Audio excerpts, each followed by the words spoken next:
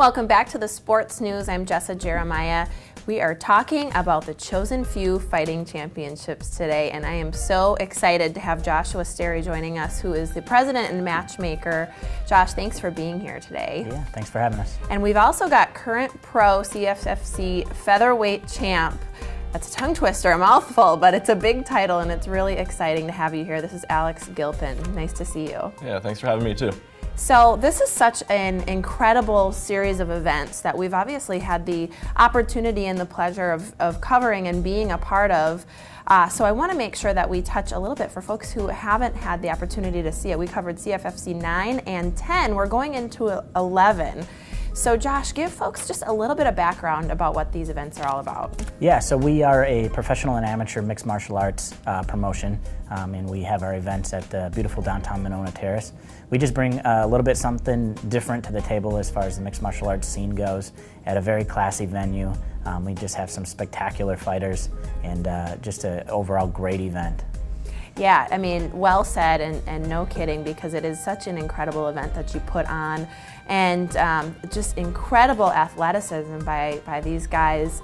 And I want to get to Alex in just a second, but really quick for us, Josh, give us some of the highlights. We're going into CFFC 11, so a lot of great moments under your belt. What are some of the ones you're looking forward to for this event? Mainly probably the title defenses. We have two of them and a new title fight, but Alex here is our current featherweight champion as a professional, and he will be defending his title April 8th for CFFC 11. And we also have an amateur title defense at featherweight. James Clark will be defending his title, and then we have an open vacant 205-pound title, which our local Chosen Few gym, Alex Polizzi, will be fighting for as well. All right, so we look forward to that, and I can only imagine what kind of preparation must go into preparing yourself for these fights. I mean, like I said, the athleticism is incredible. You can see it on all the athletes that there has been just so much preparation leading into this. So, Alex, talk to me a little bit about what is your training schedule like? You're defending your title and going into this event. It must be a pretty rigorous schedule.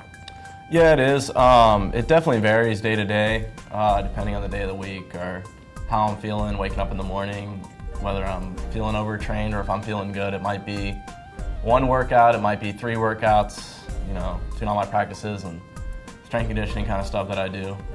Usually about 6 days a week too, sometimes 7, so. And I can imagine that, well, 6 or 7 days a week is an awful lot of training, it sounds like. But I imagine that, you know, rest going into it is really important too. You mentioned you don't want to be overtrained and put yourself in a position to have an injury. Yeah, absolutely. And I do feel like a lot of fighters, while some may undertrain, I definitely think some overtrain. And I think that's definitely a neglected part, is making sure you're recovered, because to get the most benefit out of your training, I do feel like you need to be recovered. So. Yeah, absolutely. Well, finding that balance, is a very important one to find. Now, I'm curious a little bit about your mindset going into this next event. So on April 8th, you're meeting your opponent, Nicholas Compton, and your mindset that day, your mindset that night, walking into the event, what are you thinking and how do you prepare for that?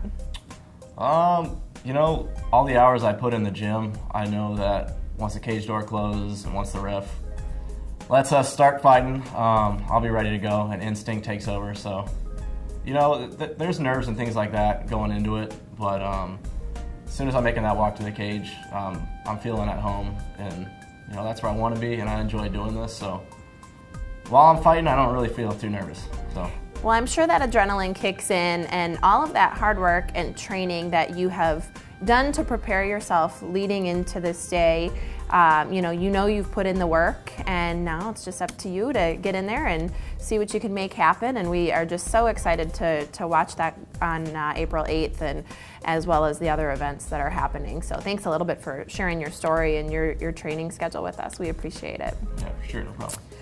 Josh, really quick too, I want to talk a little bit about, for folks who are interested, now this is such a great event and we're going to be able to cover this event on television as well, but there's nothing quite like seeing the live event. So talk to us about Chosen Few Fighting Championships 11. When do doors open? How do folks get tickets? Sure. It's on April 8th. What time can we expect it? Yeah, so currently we have 14 fights booked for the evening, and doors open at 5, fights start at 6. We're typically done by around 10 p.m., somewhere around there. You can get tickets at chosenfewfc.com, and you can go there and get your reserved seats. There is limited seats available left, and they do sell out typically. But we may have a few tickets available at the door, but definitely go on to our website, chosenfewfc.com, and see if there's any available so you have a reserved ticket for you at the door. Well, absolutely. Like I said, the live event is just an incredible experience, a great venue, and we look very much forward to it. So Josh Sterry with Chosen Few Fighting Championships, thanks so much for putting this event together for us and being here today. We appreciate it. Yeah, thank you. And Alex Gilpin, we can't wait to see you on April 8th, and best of luck to you, and we look forward to it. Thank you so much. All right, we're going to be back with more sports news coming up right after the break.